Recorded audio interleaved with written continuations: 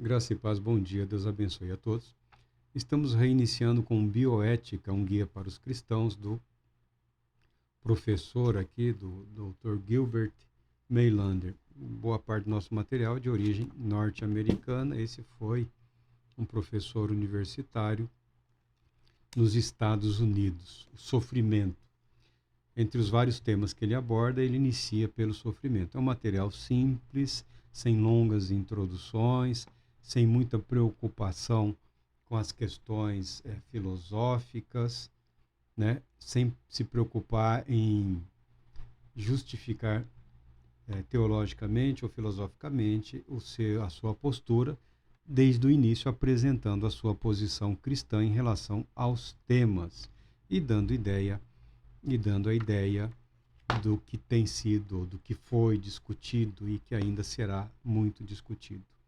No âmago da fé cristã, acha-se um Deus sofredor e crucificado.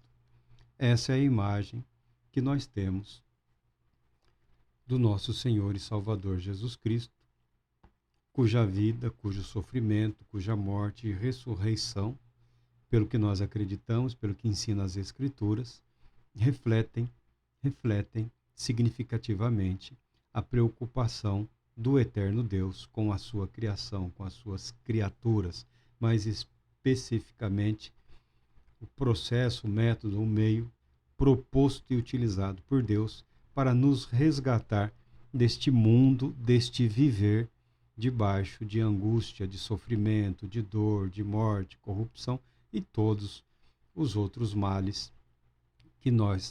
aos quais nós estamos aqui submissos, enquanto vivos, aguardando a redenção, aguardando a consumação da obra redentora de Cristo Jesus, que na sua vinda se consumará. Ponto. O fato é que sofremos, o fato é que todos sofrem. E é importante nós lembrarmos que Deus não nos abandonou no nosso sofrimento ou no sofrimento humano. Não vamos ficar preocupados em elencar aqui um ou outro tipo de sofrimento.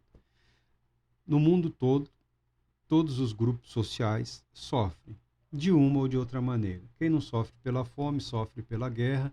Quem não sofre pela guerra, pela violência, pelo medo, pela depressão, pela ansiedade, pela expectação de uma vida que não se consuma, pela falta de propósito, objetivos claros, pelos quais viver, pelos quais lutar. Tem gente aí sofrendo porque não encontrou um propósito na vida. Tem meios, mas não tem um objetivo claro. O sofrimento é inerente à natureza humana. O que nós enfrentamos hoje em dia não é a questão do sofrimento, porque o sofrimento prevalece. Um obstáculo à maturidade cristã tem sido a apresentação de uma teologia da felicidade, da alegria, da realização, da vida plena, né, do amor pleno, do sucesso. São perspectivas, é importante sempre deixar claro que as pessoas chamam de teologias. Mas não são teologias. Não são teologias. Teologia é o estudo da revelação de Deus.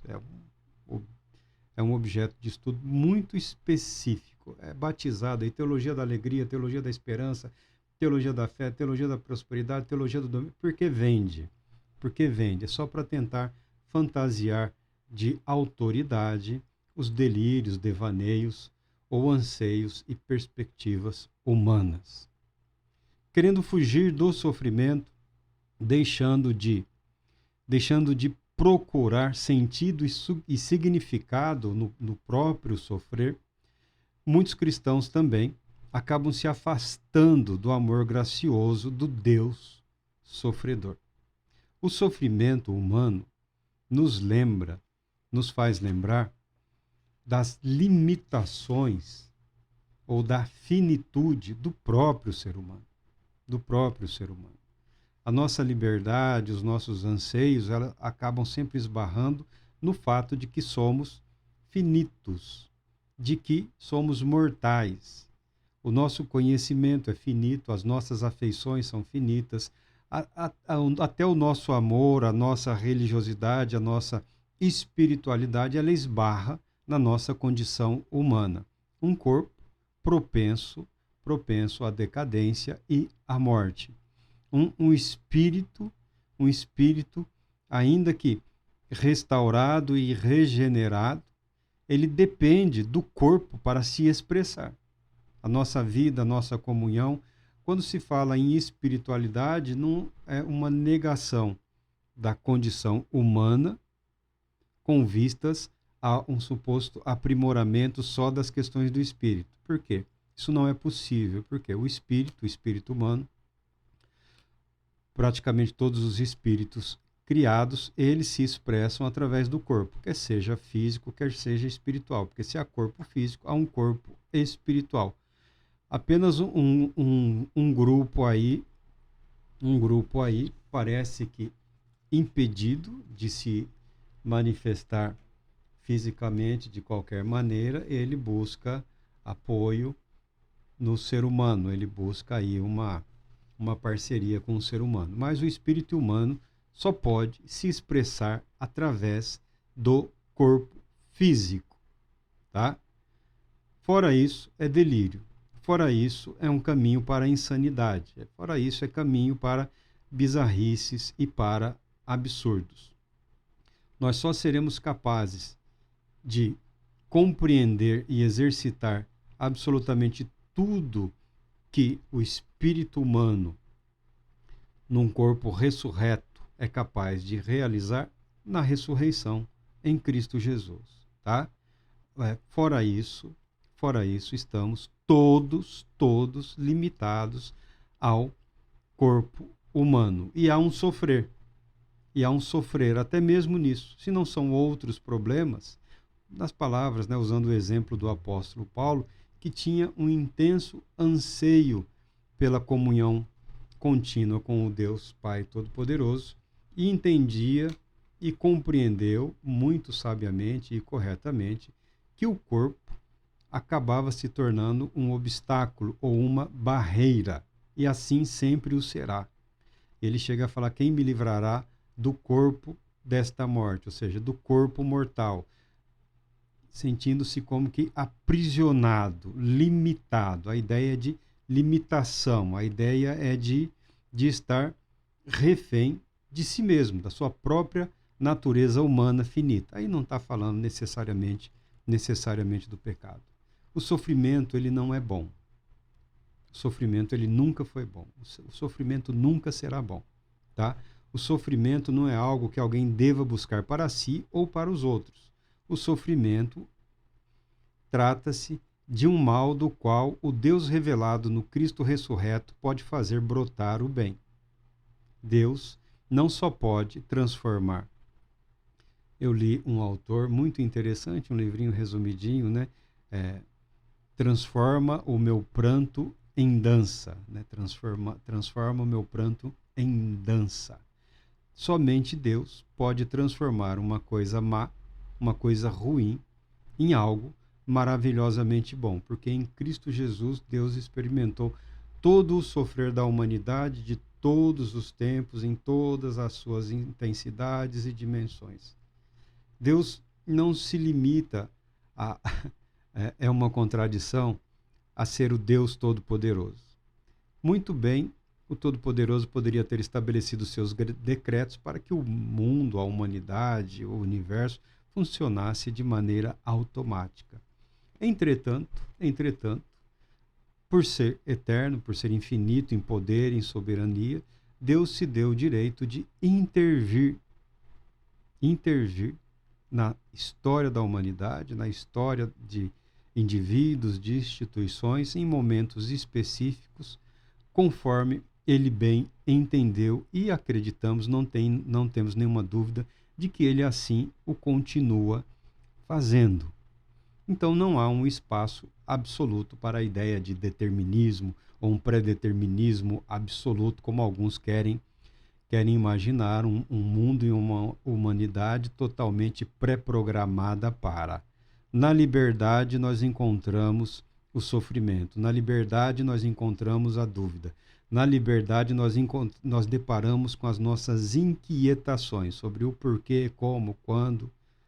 E isso é algo a ser respondido pela fé. as ciências têm tentado responder. Ele faz essa preparação porque ele vai entrar em questões relativas à medicina. Ao menos que possamos ver os dois lados da moeda, vislumbrando no sofrimento um mal que, a despeito disso, possui sentido e finalidade, a medicina provavelmente tomará um rumo tortuoso. Não só a medicina, como também as ciências políticas, as ciências sociais, né? Bem como as demais ciências do mundo. Tá? Já houve tempo, já houve momento na história. Eu sei que algumas pessoas não gostam, ficam irritadas comigo. Pais foram convencidos a entregar os seus filhos, deficientes físicos, deficientes mentais, para que o Estado desse fim nessas crianças, porque essas crianças não correspondiam ao padrão de perfeição que o regime político, religioso, social, econômico ditava para aquela época. Alguns estão tentando apagar isso da memória, da história, mas a história da humanidade é repleta de aberrações e de abominações, quando o ser humano não admite a sua limitação e quando também não admite as limitações que a vida nos impõe. O médico é o que trata, mas o médico não é um salvador. E nós vivemos num ambiente aí de uma forte política médico-hospitalar, a ponto de que a vida não se inicia mais no seio familiar. Durante milhares e milhares de anos, as pessoas nasceram em casa. Tá? Nasceram em casa. Pode ficar assustado, pode ficar preocupado, ou em casa, ou estava em trânsito e parava, aguardava a mulher, dava à luz, esperava a recuperação e depois seguiu a viagem. A vida era simples assim, tá? As pessoas também morriam em casa, ou próximo às suas casas, ou quando enfermos, doentes, cuidados pelos seus familiares. Isso era absolutamente normal e comum. A vida iniciava com a família e a vida terminava com a família.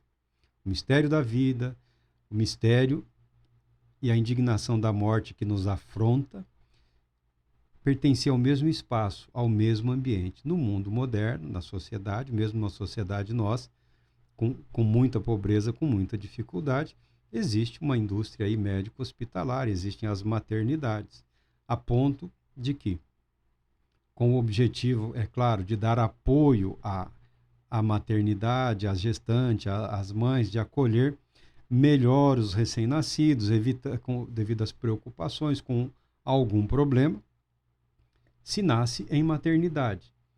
As pessoas ficam até assim assustadas quando na certidão de nascimento de uma criança não tem o nome da instituição hospitalar onde ela nasceu. Mas como?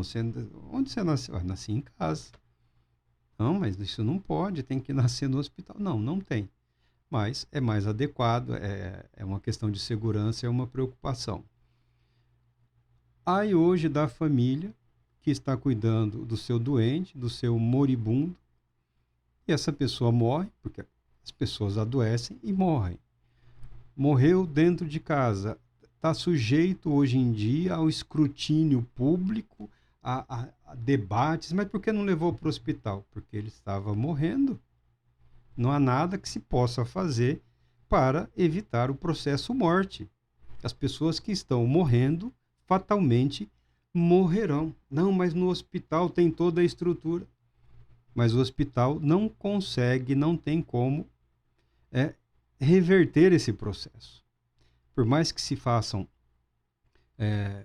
intervenções, a morte virá fatalmente. Mas as pessoas acham que houve uma negligência, ainda que a família esteja medicando, esteja cuidando, esteja fazendo tudo, o enfermo piora, chama a ambulância, pede um socorro, leva para o hospital.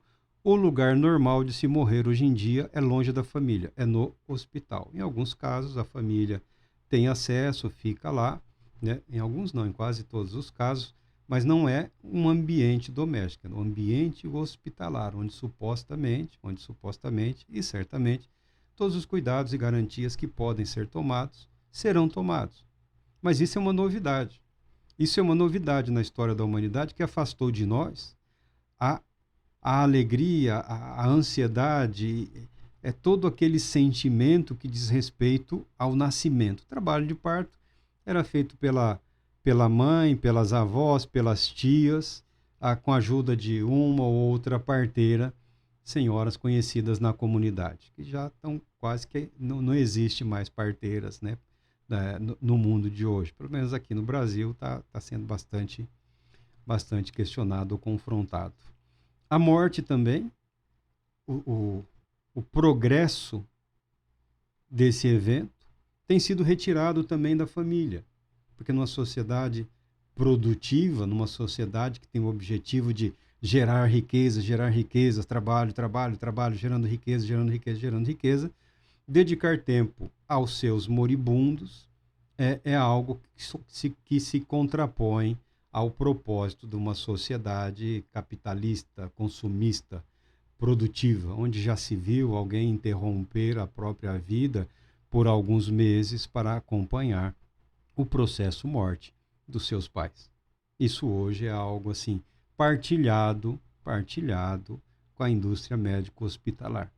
Mas retirou do ser humano essa preparação para o evento. Então a morte é sempre um espanto. Mas nós demos remédios. Mas nós levamos ao médico. Mas fez a cirurgia. Fez o tratamento, fez isso, fez aquilo. Nós passamos a depositar uma fé, ou parte da nossa fé, ou expectativas de fé, para instituições que não têm em si o poder de evitar as fatalidades e o sofrimento humano. Infelizmente, as pessoas morrem, nós morremos.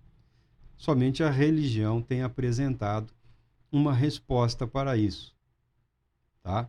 A filosofia não conseguiu, a religião apresenta, e hoje as ciências, as chamadas ciências, né, também têm se aventurado em oferecer perspectivas pouco realistas em relação à chamada finitude, a limitação do viver humano, do humano pelo humano. Nós não conseguimos ultrapassar isso. Temos a esperança de que venceremos esse obstáculo na ressurreição com Cristo Jesus. Se respeitarmos os limites morais que nos devem conservar unidos, nem sempre seremos capazes de dar às pessoas aquilo que elas desejam. Uma vida sem sofrimento, uma morte sem sofrimento, nós não somos capazes de criar condições para evitar o sofrimento humano. Podemos acompanhar aqueles que sofrem, tentar mitigar ou diminuir essa dor, essa aflição. A dor da vida humana, em certa medida, consiste no fato de que, por vezes, não podemos e, por vezes, não devemos fazer pelos outros aquilo que tanto almejam, que tanto desejam. Se cremos na encarnação do Verbo, do Filho Eterno de Deus, se cremos que em Jesus, Deus põe-se ao nosso lado como se fosse um de nós cristãos, devemos aprender a estar juntos, lado a lado, com os que sofrem física e emocionalmente. Está aí uma fuga quase que absoluta no cristianismo europeu, americano, no cristianismo recente. Eu creio em milagres. Creio que só Deus realiza milagres. E creio também que Deus realiza milagres em resposta à oração daqueles que creem. A oração do fiel. Às vezes até do infiel. Tá? Deus é Deus. Deus não é refém dos religiosos profissionais. E muito menos refém de religiões institucionais. Tá? Eu creio em milagre. Só que a apresentação descuidada, grosseira, perigosa e também a formação de indivíduos com vistas a propagar exaustivamente um sucesso espiritual que não é compatível com a realidade de absolutamente ninguém em nenhum lugar deste planeta, em nenhum momento da história, a não ser nos dias em que Cristo atuou no seu ministério de 3 ou 4 anos. Dos 33 anos de vida, 3 ou 4 anos foram dedicados à pregação do Evangelho, à pregação do reino de Deus, à realização de milagres, à libertação de demônios. Não foram os 33 ou 34 anos, foram 3 ou 4 anos do ministério de Cristo Jesus aqui na terra. Fatos que acompanharam os apóstolos durante eventos mencionados nas Escrituras. Quem viveu mais talvez tenha visto e presenciado mais milagres, tá? Mas não foi, todo dia foi um milagre, mas não significa que todos os dias eram repletos de eventos extraordinários, porque você aniquilaria a verdade da palavra. Milagre é uma intervenção, A formação de indivíduos para pregarem um sucesso absoluto em relação às práticas ministeriais afastou os cristãos do sofrimento humano, porque só existe o propagandear do sucesso, ou do suposto sucesso, que já que falam todo dia, o dia todo, várias vezes, esse suposto sucesso, que é uma visão mais de propaganda, né, criada na Europa, Estados Unidos, eles desenvolveram aí um cristianismo de consumo, somente os americanos, né, uma religião de consumo, uma religião por demanda. Isso nos afeta muito. Você encontra na preparação. Chamou a minha atenção um livro de um religioso católico, se eu não me engano. Ele era professor universitário, inclusive professor dessa, que nós não temos no Brasil, né? Eles chamam de espiritualidade, professor de espiritualidade em renomadas universidades por aí. Ele atuou, trabalhou. Certo dia ele deixou tudo, deixou o seu trabalho e foi cuidar de uma comunidade chamada Arca. O que é a comunidade Arca? É uma comunidade que acolhe deficientes físicos graves e deficientes mentais severos. Via de regra, pessoas que são totalmente incapazes ou parcialmente incapazes de expressar gratidão por toda e qualquer ajuda que eles recebam. Cansou-se da academia, da universidade e foi ficar ao lado daqueles que sofrem irremediavelmente. Não é esse o tom do cristianismo de hoje, não é esse o tom do evangelicalismo de hoje, não é esse o tom do protestantismo ou do pentecostalismo ou de qualquer outro movimento. O fato é, algumas pessoas sofrem de maneira irremediável, mas isso não muda o fato de que são pessoas. São criação de Deus, objeto do amor de Deus e do cuidado de Deus, que em Cristo Jesus são resgatadas deste mundo e desta condenação do pecado e da condição humana, e serão resgatados no dia vindouro, no dia futuro, tal como nós. O triste é que os cristãos, de um modo geral, em nome de um suposto sucesso, têm enfrentado grandes dificuldades em viver num mundo que sofre. Você pode ver, depois nós entraremos aí em alguns detalhes, poderemos falar aqui de algumas tensões que isso provoca.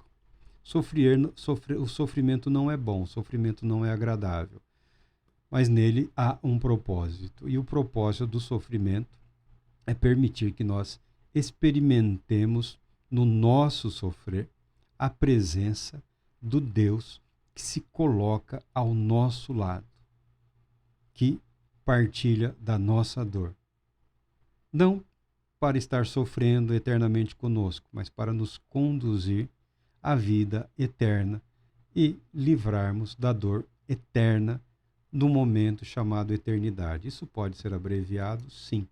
mas não é essa a questão do que pode ou do que não pode. A vida cristã, a espiritualidade cristã, ela enfrenta a vida como a vida se apresenta para nós, não como gostaríamos que ela fosse. Deus Todo-Poderoso te abençoe, te proteja e te conceda a paz.